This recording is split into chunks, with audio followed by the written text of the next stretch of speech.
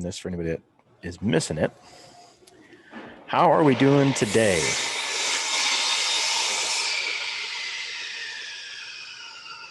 That is loud. What was that? That is loud. Oh my goodness. Yeah, everything does seem loud, even on my end. Not sure. Is there a volume thing? Maybe I need to make sure. Maybe I back away from my mic a little bit. I'm a little bit close to it right now. Not your voice, the sounds in the background. That's what's loud. Oh, yeah.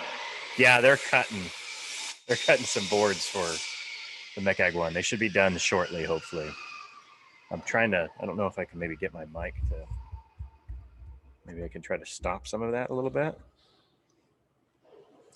I am doing good. Yesterday was a Monday for me. It was a real bad Monday. There it goes.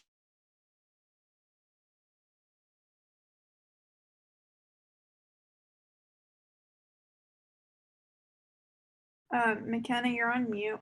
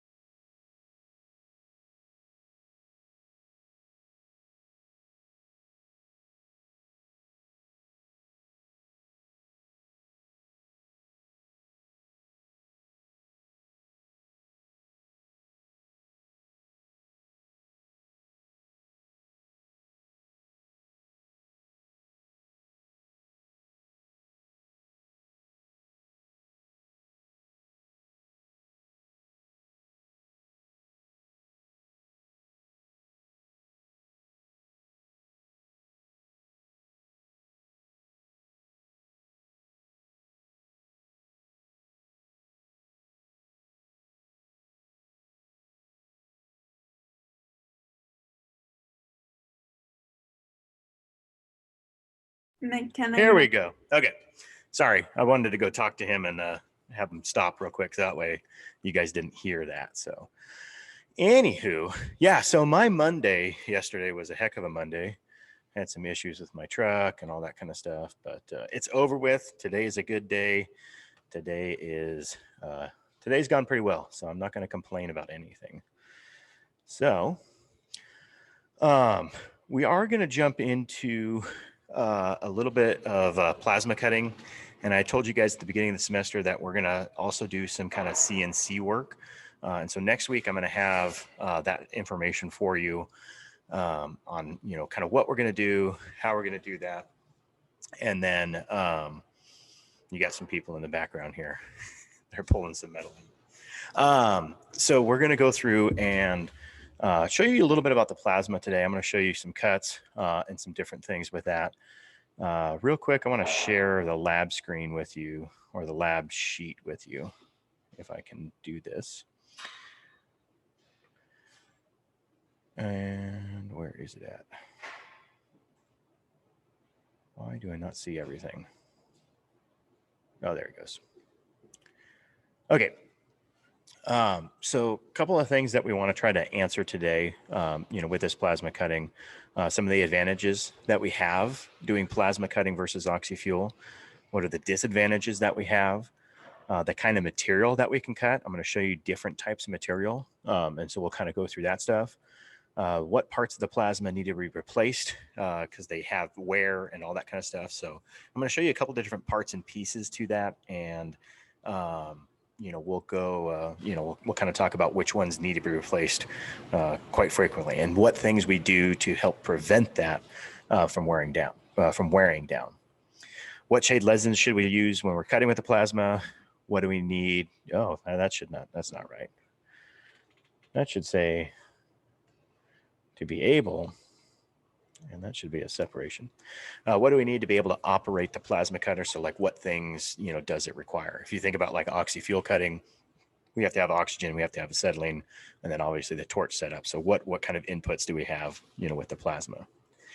What does CNC stand for? That's going to be kind of leading into next week and kind of teaching you guys a little bit about how to design things and then actually use our program to cut designs out. You guys are going to have the option of creating something and then cutting it out, or just having us cut, one of our kind of pre-made designs out for you. So, and it's going to be about 2 feet by 4 feet is what you guys are going to get. So you guys are going to get a pretty nice, good sized kind of metal art that we can either design or cut out. But you are going to design something, even if you decide you don't want to cut it out. Everybody is going to have something that they're going to have to work on for that stuff. Why do we never pull the trigger on the plasma? I'll make sure I, talk about that. If not, let me know, and I will remind me. We're going to talk about what a drag shield is, and then why we would use a drag shield versus a mechanized shield on these things. So that's kind of part of the parts and different things. So 10 questions that we're going to kind of go through, show you just some demonstrations, obviously, on this stuff. And yeah, we'll go from there. There is a unit that you guys are going to have to do this week. It's on plasma cutting, so out of the chapters. So we're going to kind of pick those things back up. We've had a couple weeks where we haven't had any of those things. And then there's going to be a PowerPoint that I'll post later today. The PowerPoint's already online. That's already in Canvas, but I'll do a little narration of that, and I'll post that by Thursday. So you guys can kind of take a look at that one too. Some of the stuff might cross over from today, but it's a little bit more in-depth information. This is more about the materials and kind of showing you how this works. Has anybody ever cut with a plasma before? Yes. Is it hard or is it easy? Easy. Easy. This is probably one of the easiest things that we do in this shop. But there's some things that we need to know to kind of make sure we take care of things, and we know, how to, make equipment last, because this stuff can get pretty expensive as we're using it. So let me see if I can't get my other video started.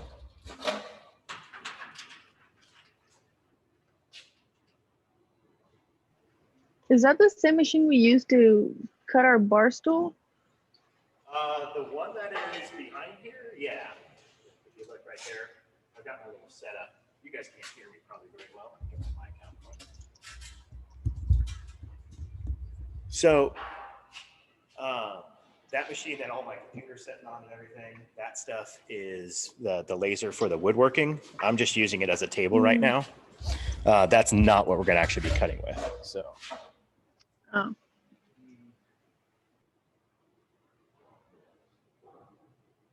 Swap those things over. Okay. So the machine that we are going to use in here.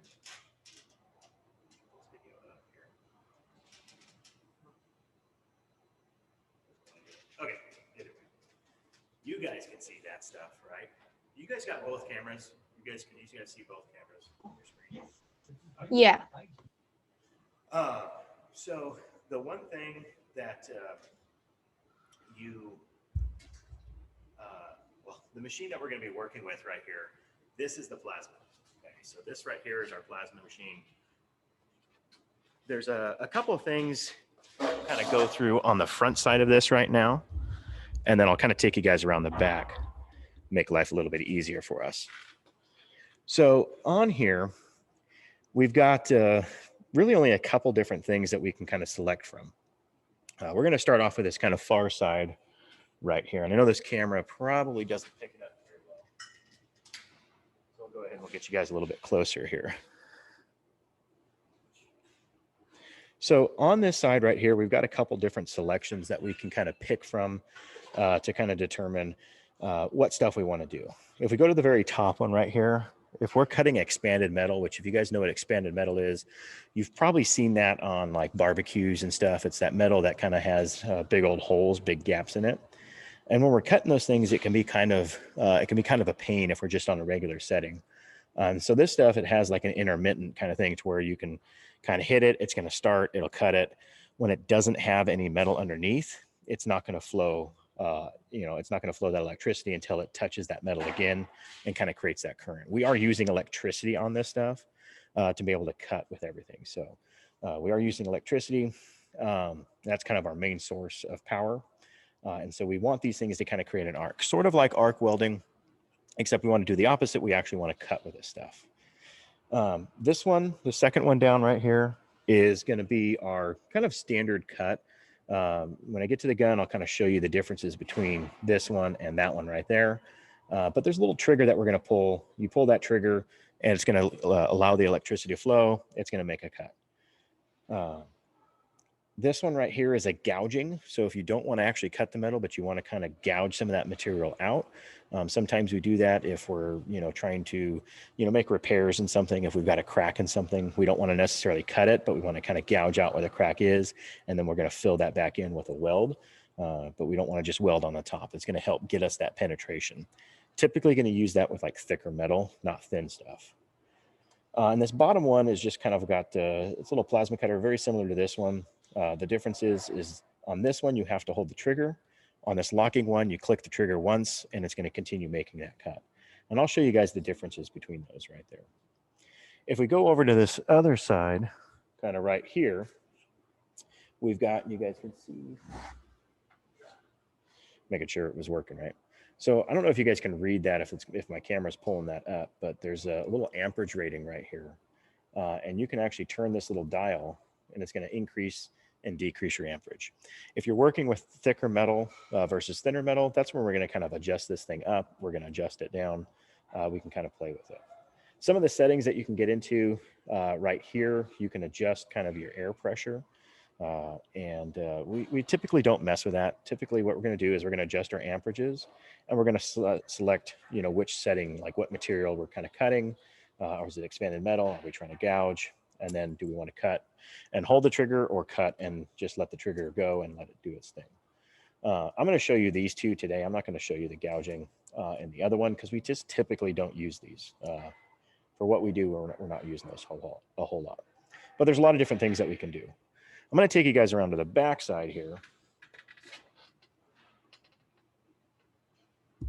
Tried to get you in here. Okay, so on the back side of this thing, you'll notice we have a little air hose. We've got a little power cable right there. So we've got to plug this in. We plug it into 208 power. These things can do, you basically have to have the 208, 230, 240. Those are all generally the same power, and they're going to be able to plug it in. Some plasma cutters you can plug into like a 110 outlet. Some of them you can't. But this one, okay, we just plug it into 220. Same things that we would plug a welder into. The air line is going to be important.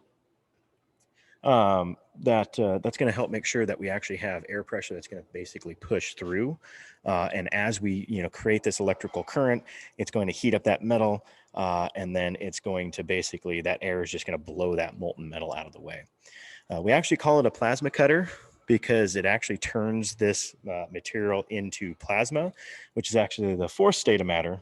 And I am really cooking on I'm trying to hold my phone up at the same time. So with the plasma cutter, we're creating the fourth state of dimension, right? We have solids, liquids, gases, and then plasma is just superheated material.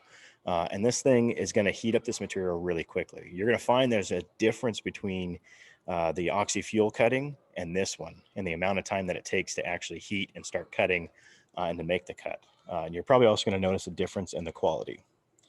That little switch right here, you flip that thing like that, it's going to turn off the main power. You turn it back on, it's going to give you power back. I'm going to get you guys back on my little stand there. There we go. So that's essentially what's going on in the back. We've got that thing, that switch in the back there. And then we've got some cables that are also up in the front here. One cable we've got is going to lead to our little gun. This is what's actually going to be doing the cutting. And the other one, kind of like shielded metal arc welding, we're going to have pretty standard ground clamp. Got to make sure you clamp that onto something to be able to get this stuff to work. Now, there's a couple things with these parts and pieces that I'm going to show you. See if I can get this thing kind of in here. So on the tip of this gun, there is a little handle here. We got to flip this thing up and then you've got to pull that trigger right there. We don't pull this thing into the air. We want to make sure that we're setting it down on our metal before we actually pull this trigger. If I don't lift that up, it kind of locks it, prevents you from pushing that trigger down. What that does is if you pull this trigger in the air, and I've seen people do this all the time, it really frustrates me because it really wears down parts quick. It's going to destroy some parts that are on the inside, and then we're going to have to replace those. There's a couple different pieces that are on here. I'm going to take this off, and I'll probably switch the angle a little bit for you. You're going to see there's some parts and there's some pieces on the inside of here. Now notice when I pulled this thing out, I don't know if you saw this machine right here.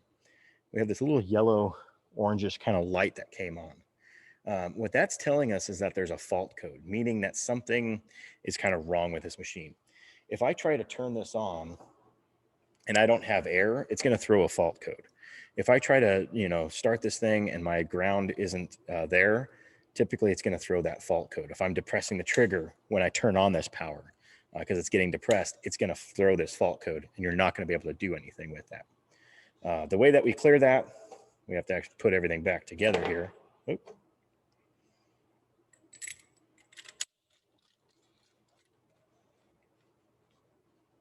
The way we clear that, shut the machine off, leave it off for a couple seconds, turn it back on. That fault code isn't coming up anymore. So if you ever see these on these, and these hypotherms that we're working with right here, these are pretty much the standard that you see. Other companies make them, but the hypotherms are really like the kind of top of the line.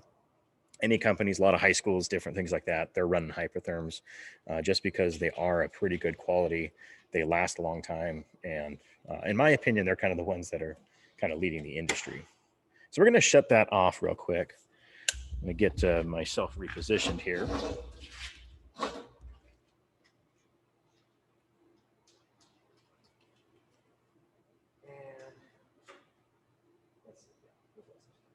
Okay. So on this gun, you can see we can pull this thing off. And there's a couple different pieces. McKenna, it's really hard to hear you. Let me try this. How's that? Better? Better, yeah. I'm looking away from my mic. I'm trying to get my mic in position here. So I apologize for any issues. If I lose me again, just interrupt me. So that way you guys don't miss out on anything. Okay. So on this gun, there's like some pieces that are on the inside here. And I'm just going to kind of pull all of them apart. So that way we can kind of see them. That's not it. Oh, there it goes. I dropped one. We'll get these out of the way right now. Okay. So there's really 4 pieces that gun, that kind of tip is kind of made of. Kind of the first thing that we've got, this little plastic piece right here. Typically, we don't have to replace this piece. They typically aren't going to get damaged unless things kind of overheat. This piece is called the swirl ring. So that swirl ring really kind of takes that gas as it's flowing through this plasma and just kind of creates a nice, kind of almost like a tornado effect where it's just kind of swirling that gas around, helps make sure that we get a nice, good cut. If something overheats, typically we'll have to replace this, but most of the time we don't have to mess with that at all.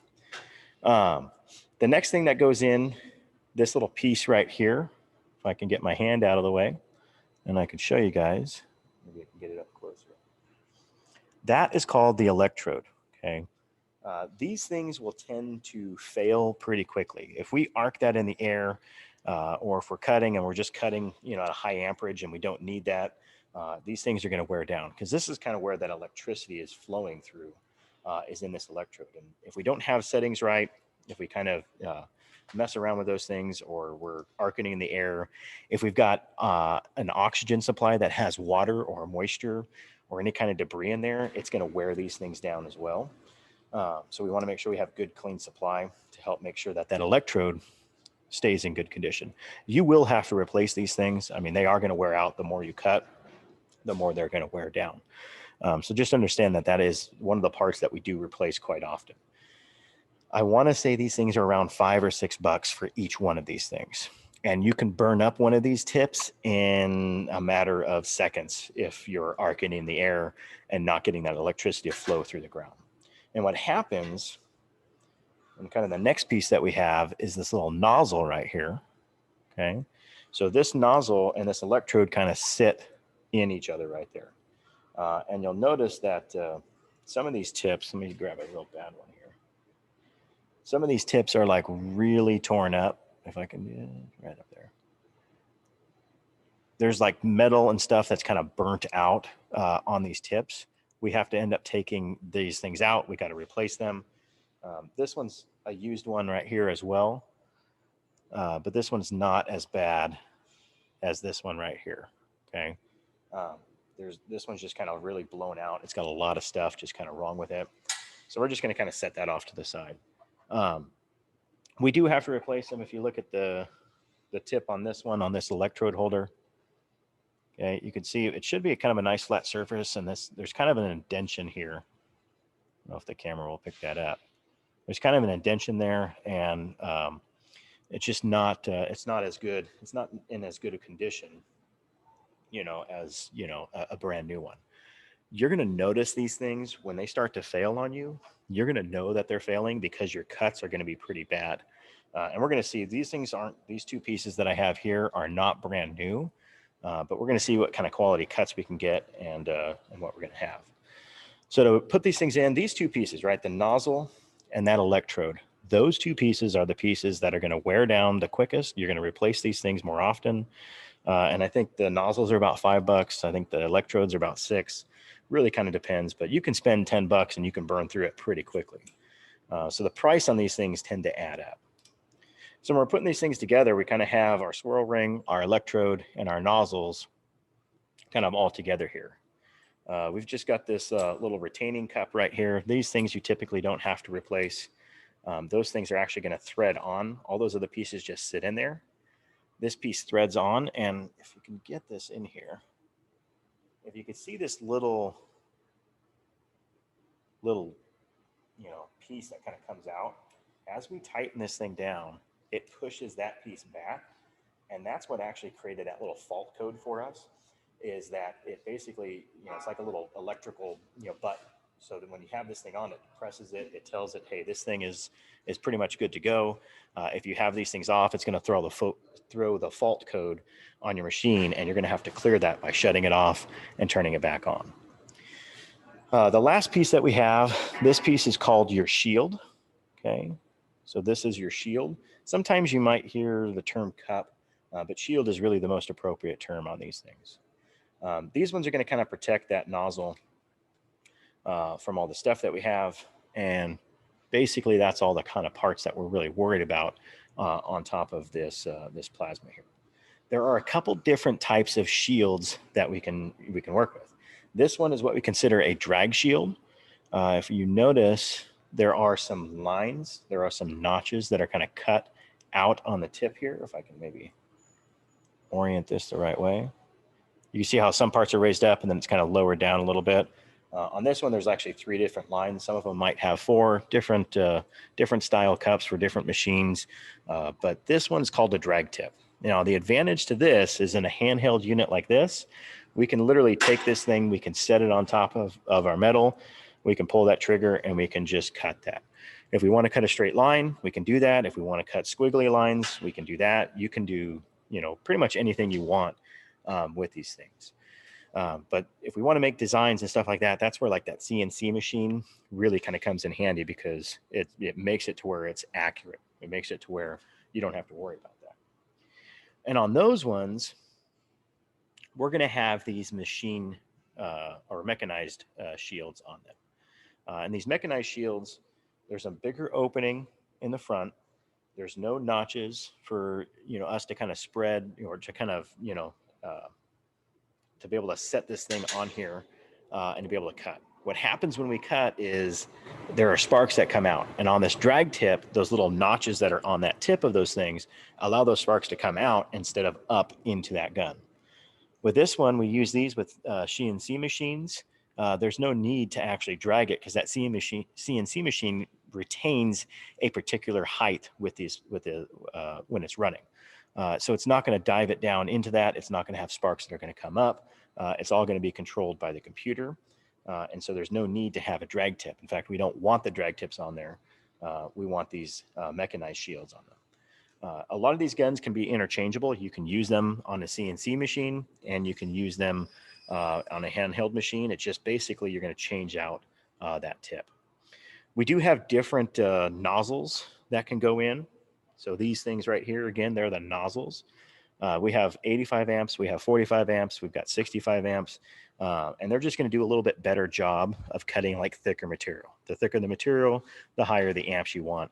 And these things are going to kind of hold a little bit better when we're doing that kind of stuff. But all those parts are going to be interchangeable on this gun. So you can kind of pick and choose different sizes that you want for the operation that you're actually doing. Here's some tips. This one right here is a drag tip.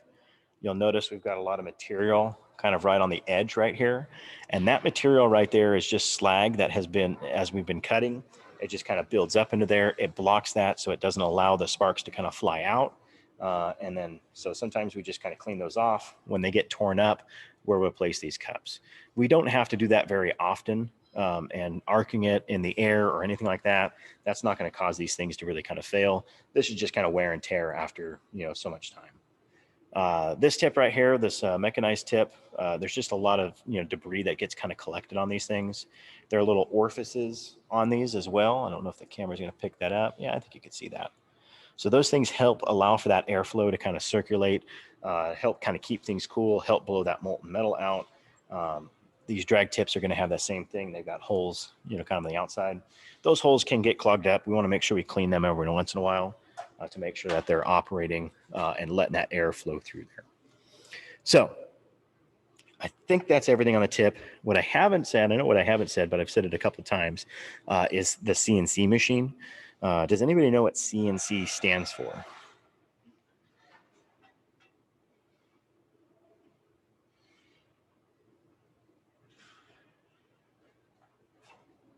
Computerized numeric control. That's correct. Sometimes you might hear the term computer numeric control. Really, it's the same thing. Basically, what a CNC machine does is it's going to plot grid points, and it's going to tell the machine to go to those different grid points and to cut or to not cut, as far as like a plasma cutter. For those that have had the MECAG 1 class, that laser that we worked with, that we cut with our wood, that stuff is a CNC machine as well. So those things are going to do very similar stuff. Okay. And that's kind of where that programming, that's where the design, the artwork, and that stuff really comes in. And that's what I'm going to have you guys working on probably in the next couple of weeks. We'll be working on those designs, learning that software, because it is software. It's hard to design. It's hard to kind of get things to kind of, how do we cut these things out? How do we design that? But the nice thing is when you're designing these types of things, it works on all different machines. We have an ArcLight CNC plasma table here. If you have a Torchmate, maybe you had one in your high school, maybe you had a PlasmaCam, although they're different programs, they're really the same process, no matter which one you use. And it also applies to the laser. We got this laser last year. I've never messed with a laser, but I've done stuff with plasma, very easily able to transfer over to the laser, designing things, cutting things out, doing different stuff. So if we learn one of them, it's really going to kind of help us with all these other ones. But today we're kind of focusing really on just kind of the handheld stuff. Okay. Some nice things about this plasma cutting. Get my mic set up a little bit better here. The nice thing about the plasma cutting is that you can cut all different types of metal. So we can do stuff like mild steel. We can do stuff like aluminum. You can't do that with the oxy-fuel welding or oxy-fuel cutting. We can also do stainless steel. It's going to cut these things pretty nice. Okay, depending on our settings, depending on how much airflow that we have coming out, you can kind of adjust that. For us, we really kind of cut, for the most part, thinner metal is where we really use the plasma. And that's really where these things shine.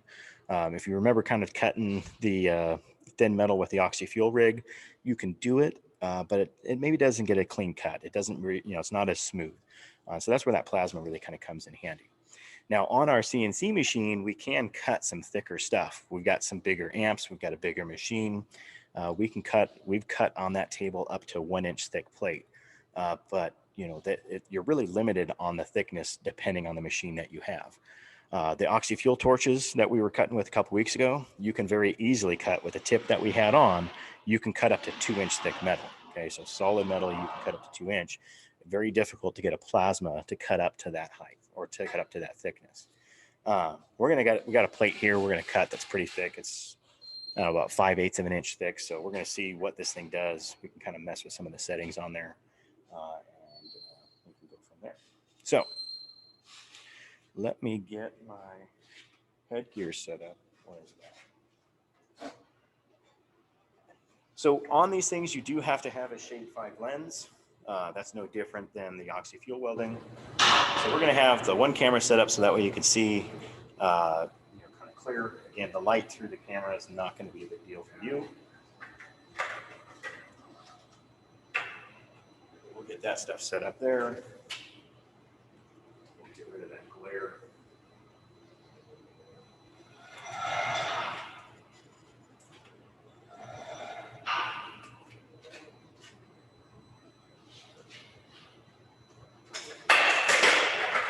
Give me a second. Let me get this set up.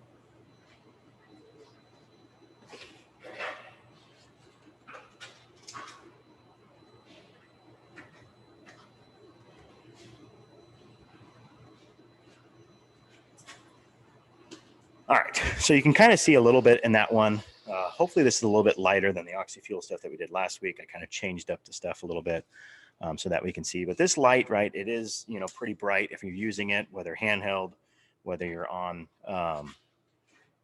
whether you're working with the handheld or the CNC machine, right? You don't want to stare at this light because it will, could burn your eyes, could give you that arc flash, just like welding. And we got our setting up. We're going to go, I'm going to actually turn on this machine. So when you turn on the machine, this thing isn't going to do anything until you pull this trigger right here. So no electricity is going to be flowing. We've got our ground clamp that's attached to our table. It's a metal table. We have metal on top of it. We've got little slats here that we can kind of cut in. That is going to be pretty good, and that's kind of what we want. Now, you guys have seen before where we did kind of that the cut, and we wanted to cut a straight line where we used a piece of angle iron and we kind of held the torch up against there. This thing is kind of the same way. You could put a piece of angle iron on any side. You can drag this thing, make a cut, and you can use that to have a straight edge to where you're going to actually be able to make that cut and not have to worry about it being crooked. I don't have a piece of angle iron here with me. Piece of square tubing. I can use this thing. I can hold this stuff down, and I can make that cut. We're going to actually probably try to do one right now. We're on the one where we have to hold this trigger down. If I let go of this trigger, it's going to stop my cut. So we're going to try this out right now. Get the cord untangled. This one doesn't run the whole length of this stuff. But we're just going to make a little cut. I'm going to start kind of right off on my edge right here. And then I'm just going to click this trigger. I'm going to pull it down, and I'm just going to drag this thing across. Okay?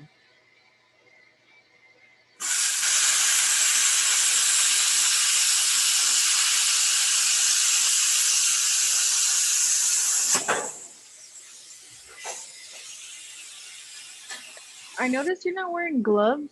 You don't have to wear gloves for this. You can if you want, but this stuff it actually, because it heats this stuff up, it's a little warm right here. But notice I'm holding it right here. It's not hot at all.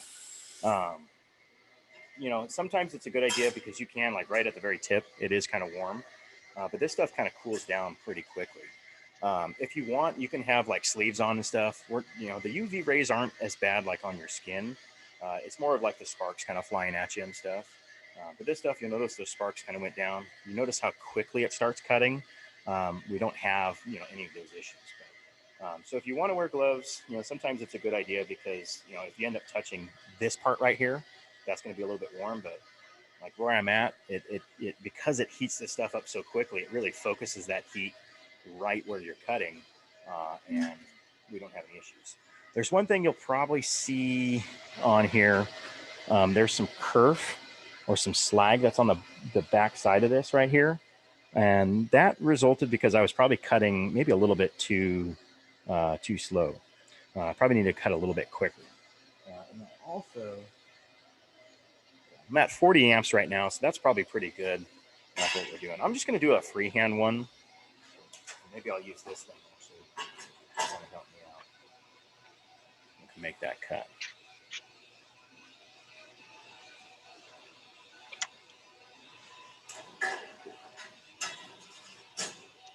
So we'll do this one and we'll drag this thing kind of across. We're going to go a little bit quicker with this pull.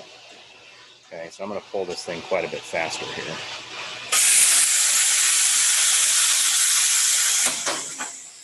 So you see how fast that thing cuts.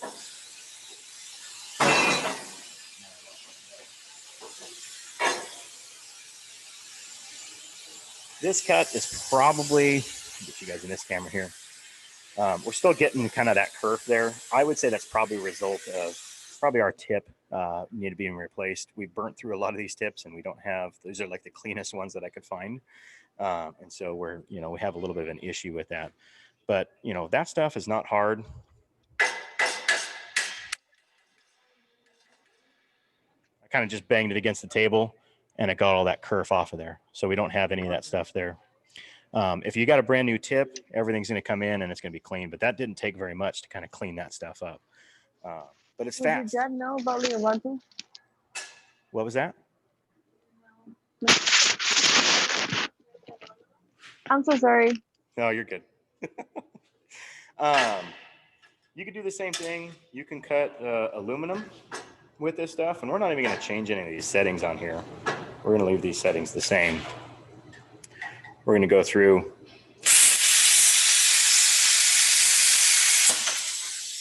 We can make a cut on the aluminum. Aluminum has a tendency to have a lot more of that kind of slag at the bottom. You can kind of see that. On these things, you can actually introduce different gases. You can have a pure oxygen. We're just using compressed air, so a compressor, and that's typically what we do. If you're cutting a lot of aluminum, you can add different gases in there. Some people do nitrogen, some people do oxygen to kind of help clean those things up a little bit, but nothing that, you know, a little grinding won't kind of take that stuff off, or a little, you know, even like a sanding pad will kind of take that stuff off that bottom and make a nice clean cut. With aluminum, if you try to do oxyfuel cutting on aluminum, the way aluminum works is it, what's the word that I'm looking for? It transfers heat very rapidly. And so when you have heat on one side, if I try to heat up here, it's going to transfer that heat across that metal pretty quickly. If I'm doing this on, you know, an oxy-fuel weld, I'm going to be cutting and I'm going to heat up an area and it's going to be, you know, like hot, you know, like right here, and it's going to slowly kind of make its way across that metal. And heat is going to always transfer across that metal. No matter what, heat's going to transfer. On mild steel, it goes very slowly. So if I heat up this corner and melt it, it's going to take a lot longer for that heat to kind of come over to there. And it's going to also kind of make it to where it's not as hot. So it's never going to get that hot. Aluminum is going to do this really rapidly. So when I'm trying to cut something here on this side, that heat is going to very quickly transfer down in that corner. And to get this thing to melt, I really have to heat up that whole piece there. With oxy-fuel welding, it's very tough. You don't get clean cuts. Everything's kind of, you know, just kind of sloppy. That whole piece of metal is hot and almost all starts to kind of melt, be real kind of malleable. With the plasma, because it's a superheated gas and we're melting this stuff rapidly, it doesn't give it a chance to really transfer that heat across before it's already up to temperature and ready to cut. So that's kind of one of the big advantages of this, is that we can cut aluminum with it. We got a piece of stainless steel. Stainless steel is pretty much like mild steel, except it's got some, you know, chromium and nickel added into it to give it that stainless property. Oxy-fuel cutting can do it, but it's a lot easier with that plasma. So I'll show you guys that real quick here.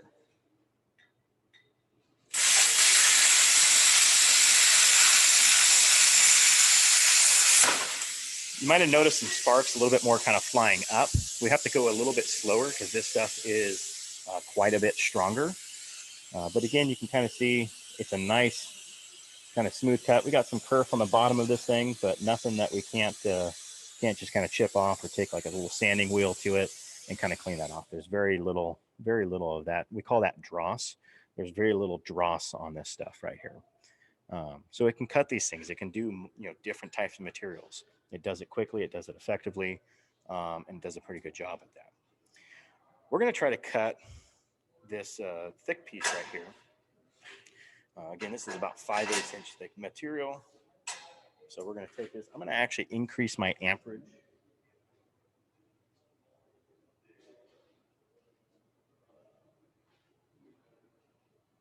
I went to 70 amps on this thing. Okay, we got thicker material. We need more, more power to be able to kind of cut through these things. So we use this piece of square tubing as a guide.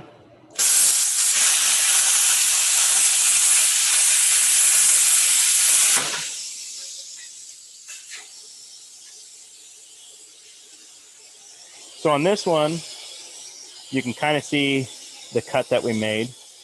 Okay, it's pretty clean, but the one thing we have is a little bit of an angle. Sometimes when we get through thicker stuff, if you're tilting this gun from one side to the other, it's going to get that angle in there. The CNC machine, you tend to will do that if you're making real tight turns. If you're going real fast around turns and stuff, you'll see it kind of angling out. And the thicker metal really kind of protrudes that. So we'll try to make one more cut. We'll try to make sure that this cut is going to be square. So that way we have a nice flat cut.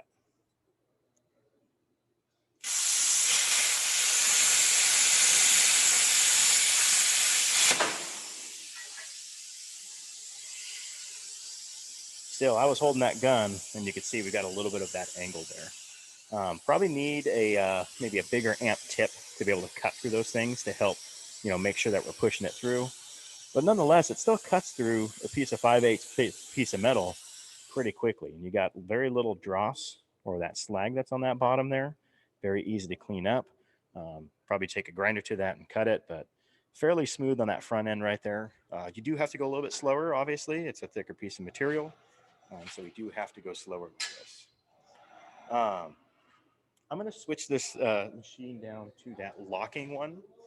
And so what we're going to be able to do now is we're going to be able to just click this trigger once, and then we can let it go. And then when this machine is done and it gets to the end of the metal, it's going to automatically cut itself off. And so if you don't want to do this, if you're doing like a long distance, you want to cut a real long sheet, sometimes you want to just kind of hit that trigger. You don't have to hold it, and you want to be able to drag this thing across. You might be walking across with it to be able to make that nice smooth cut. And so that's where that locking one comes in. My table is all screwed up. All sorts of stuff on here. You'll notice that when I'm cutting, I'm always making sure my cut is in between this metal, so that way we don't get this stuff on the table where it's going to make it like unlevel. So always when you're making cuts, make sure you're doing it in between the slats. So we should just be able to pull this trigger. I've let go of my trigger there. I'm making my cut. And then when I get to the end, it automatically cuts those things out. It stops the power from flowing because it senses that there's a break in the electrical current there. And so once it gets to the end of your cut, it's done. It goes away. Which one you prefer is really kind of up to you. I went a little bit slower, so I had quite a bit of dross on this one because I went a little bit slower. If I was doing a longer piece, that's where that one really kind of comes to an advantage. But most of the time, we just set this thing up with that standard cut where we're going to basically go out and just hold that trigger as you're making it. Small stuff, that's a lot easier just to do that and control it manually. There is a different style of gun. Go ahead. And then she eats that. Pretty sure Kelly. And then she has another one. Do you mean to be talking, Callie? I don't think she does. So the gun is typically a little bit different. On this one, you'll notice it's kind of got an angle. It's really designed for your hands. On the ones on the plasma, it just kind of comes straight out. Those aren't designed to be handheld. You could theoretically handhold it and it comes straight down, but it's meant to be clamped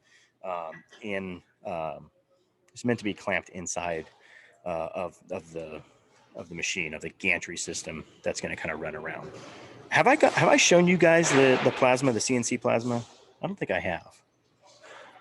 I'm gonna take you over to it. I'm just gonna kind of show you with my camera real quick that machine, kind of what it looks like. I'm not gonna talk during that time because I'm gonna walk away from my mic, but I'm gonna go over there. I'm gonna show you guys that real quick, and I'll come back.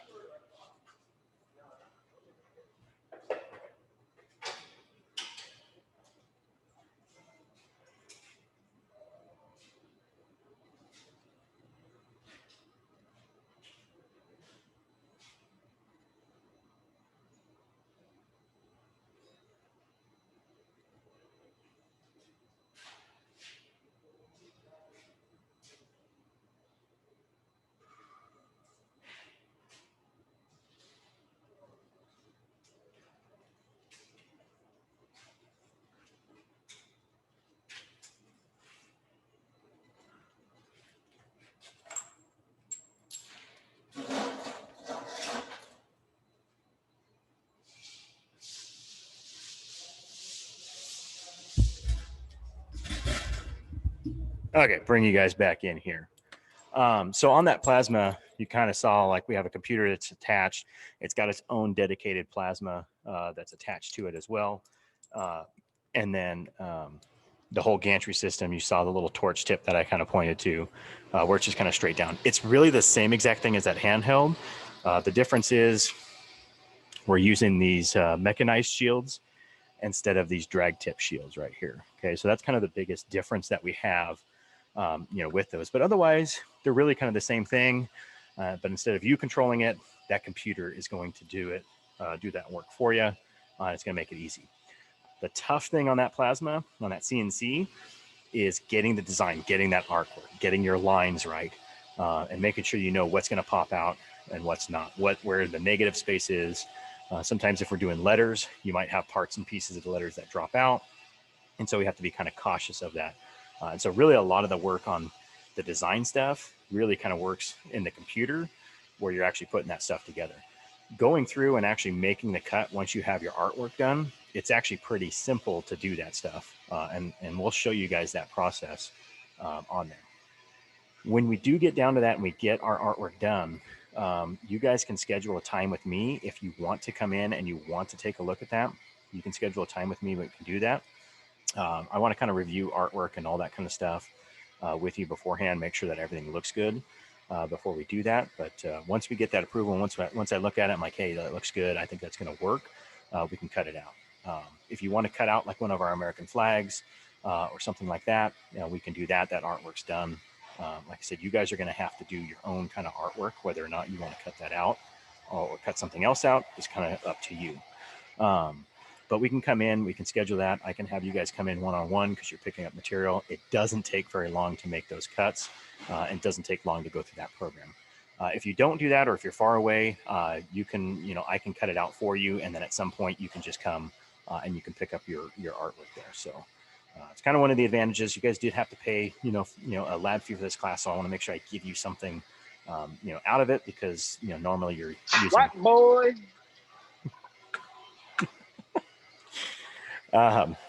Sometimes you guys are using, like metal and stuff like that. And we're not doing that. I'm welding, I'm doing the stuff and you guys aren't. So we want to make sure we give you guys something. And that's kind of a cool thing that I thought that you guys might like to be able to do, especially if you design something yourself. You can hang it up on a wall or something like that and have something that you can be proud of. Did we answer all the questions on our sheet?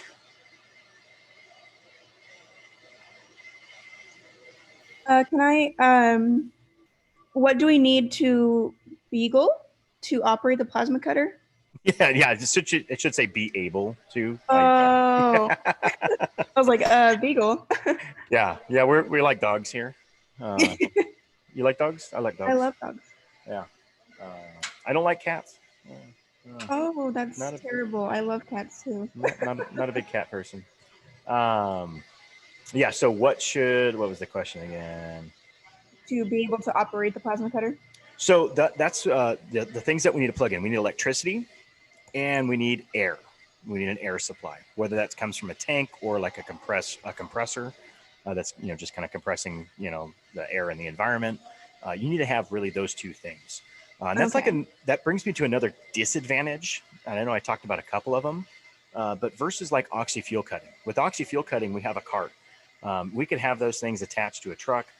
You can roll them on a cart. You can put them anywhere and you can start cutting and you can do stuff. If you're out in the middle of a field, right, you can take an oxy-fuel torch and you can cut stuff in the middle of the field. You don't have to worry about that.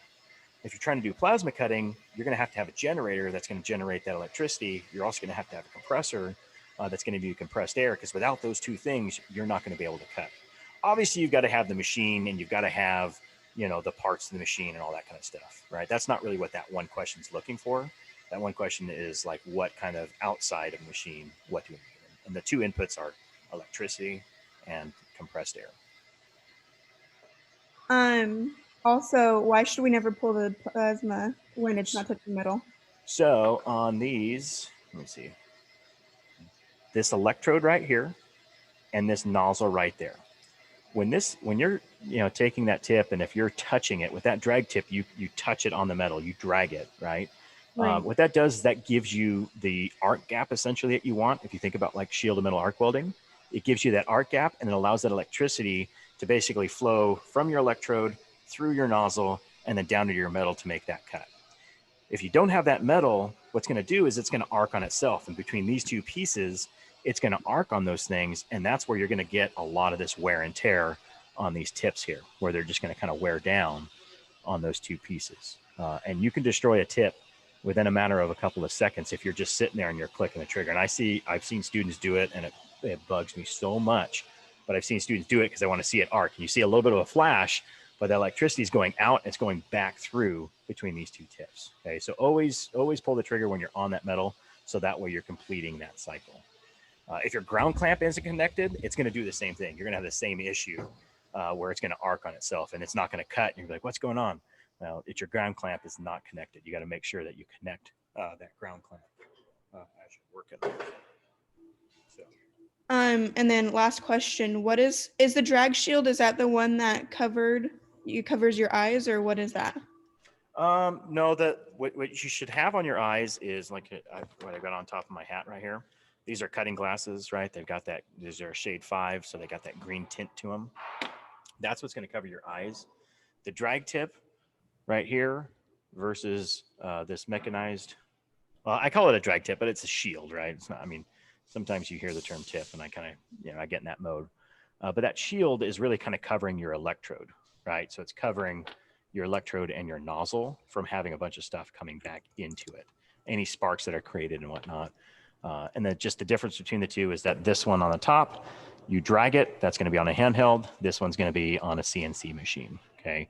And these ones, the CNC machine, right? The mechanized tip, it hovers it above the metal. So it's not actually touching the metal. The machine will go down, it'll touch the metal, it'll come back up. And that's going to set the height that it is away from that metal. And it just, basically just moves around, makes its cuts, does what it needs to. Very difficult for you to do the same thing. That's why we have the drag tips, because then you don't have to think about that. Just leave it on that metal. You don't have to worry about trying to hover that above that and keep a certain distance. Theoretically, you could do these with your handheld ones, but you don't want to. Just get the drag tips. Okay, they're easier. They work a lot better. And it saves these tips when you do that. It saves these tips quite a bit, because then you're not having to take that guesswork. If you pull it up too high, they're going to arc on itself. You do that a couple times on these things, they're going to burn them out. Again, they're not cheap. They're probably about $10 for both of these things. And if one of them fails, typically the other one's going to fail as well. Okay. What other questions do we have? Pretty easy, pretty simple. I mean, I know you guys didn't do it. I did it, but this stuff is, the plasma is not, it's not hard. It really is. You can come into this shop and you could, cut something with your hand, never have done it before. The only thing is, you might need some help setting some of the stuff up, but once it's there and you just go through and it's done and you've got your cut and it's super, super simple. So if you guys don't have any other questions, I'm going to go ahead and stop it. I'm going to stop the recording right now.